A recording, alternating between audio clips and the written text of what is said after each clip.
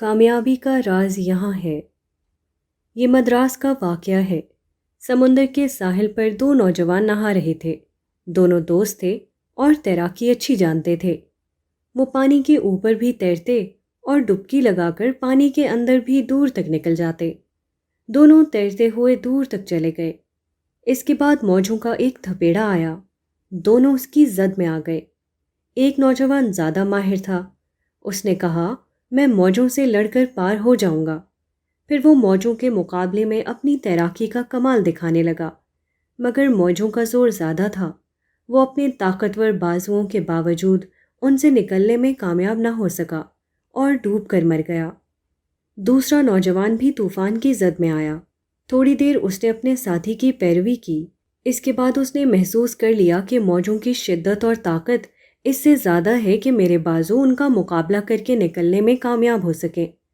اچانک اس کو یہ بات یاد آئی۔ اس نے سنا تھا کہ موجیں خواہ کتنی ہی شدید ہوں، ان کا زور اوپر رہتا ہے، پانی کے نیچے کی سطح پھر بھی ساکن رہتی ہے۔ اس کے بعد اس نے اپنا طریقہ عمل بدل دیا۔ اوپر کی موجوں سے لڑنے کے بجائے اس نے نیچے کی طرف ڈبکی لگائی اور پانی کی نچلی سطح پر پہنچ گیا۔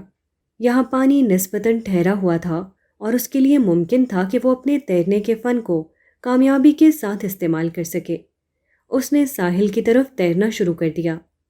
اگرچہ وہ کافی تھک چکا تھا، تاہم ہاتھ پاؤں مارتے ہوئے بالآخر وہ سمندر کے کنارے پہنچ گیا۔ کنارے پر پہنچتے پہنچتے وہ بے ہوش ہو چکا تھا۔ سمندر کے کنارے چند ملاح اپنی کشتیاں لیے ہوئے موجود تھے۔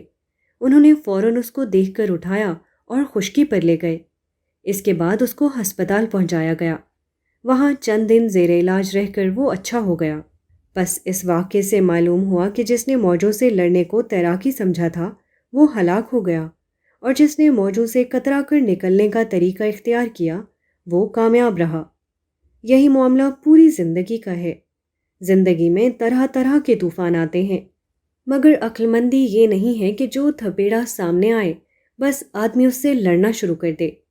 عقل مندی یہ ہے کہ آدمی جائزہ لے کر دیکھے کہ کامیابی کے ساتھ ساحل تک پہنچنے کا زیادہ قابل عمل راستہ کون سا ہے، اور جو راستہ قابل عمل ہو اسی کو اختیار کرے، خواہ وہ موجوں کی سطح سے اتر کر نیچے اپنا راستہ بنانا ہی کیوں نہ ہو۔ یہ قدرت کا انتظام ہے کہ دریاؤں اور سمندروں میں جو تیز و تند موجیں اٹھتی ہیں وہ پانی کے اوپر اوپر رہتی ہیں، پانی کے نیچے سطح ساکن رہتی ہے۔ چنانچہ بھنور کے وقت مچھلیاں نچلی سطح پر چلی جاتی ہیں۔ یہ قدرت کا سبق ہے۔ اس طرح قدرت ہم کو بتاتی ہے کہ طوفانی موجوں کے وقت ہم کو کیا طریقہ عمل اختیار کرنا چاہیے۔ زندگی میں کبھی طوفان سے لڑنا بھی پڑتا ہے، مگر اکثر اوقات کامیابی کا راز یہ ہوتا ہے کہ آدمی طوفانی سیلاب سے کترا کر نکل جائے، وہ طوفان کی زد سے بچتا ہوا اپنا راستہ بنائے۔